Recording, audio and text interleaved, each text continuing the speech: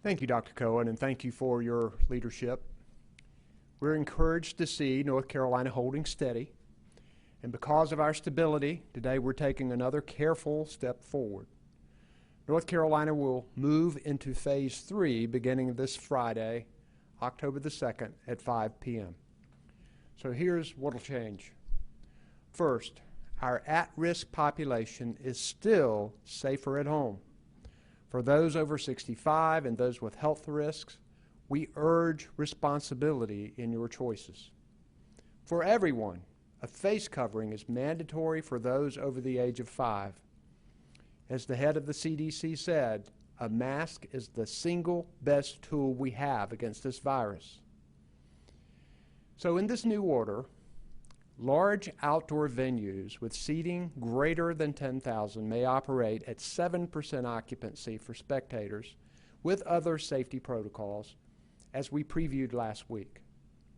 Similar outdoor entertainment venues, like arenas or amphitheaters, may operate outdoors at 30% of outdoor capacity or 100 guests, whichever is less. Movie theaters and conference centers may open indoor spaces to 30% of capacity or 100 seated guests, whichever is less.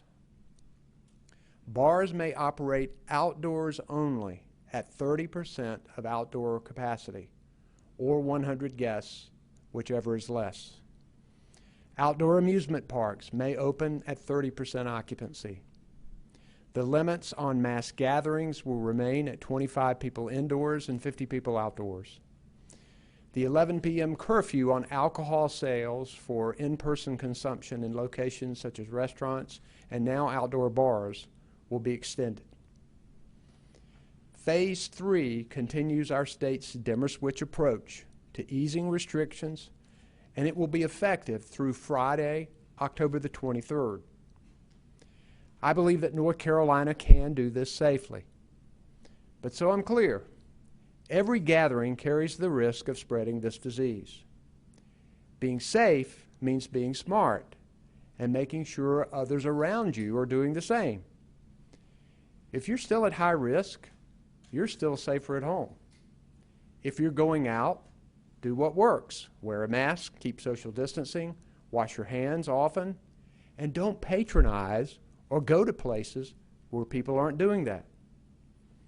Until we have a vaccine or a reliable cure, precautions like the 3 W's are with us for a while.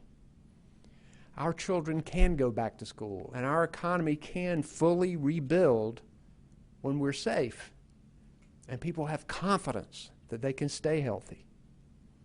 Every careful step we make forward, and every time we wear a mask and keep our distance, we are helping to keep this disease at bay and building a stronger North Carolina. Along with Secretary Cohen today with me is Emergency Management Director Mike Sprayberry. Nicole Fox and Brian Tipton, our sign language interpreters, are with us today. And behind the scenes, Jackie and Jasmine Mativier are our Spanish language interpreters. We thank the media for being with us today. We'll take questions now, beginning with the first one. If you can identify yourself and your organization, we would appreciate it. Thank you. Our first question is from Dawn Vaughn with the News and Observer. Hi, it's Dawn Vaughn with the News and Observer. Thanks for taking my questions. I wanted to ask about the percentages, and a little more details about why exact the 7% as opposed to 8-9% and the bigger venues, and then 30% for others.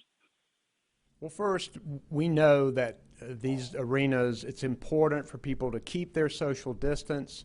You know that when you get that many people together, if you have 3,000 or 4,000 people, which could be 7% of a larger arena, that if they all go together in one place, then that could be a significant problem. So not only do we have the 7%, which is a low percentage, but enough room to keep them safe and to keep them socially distanced,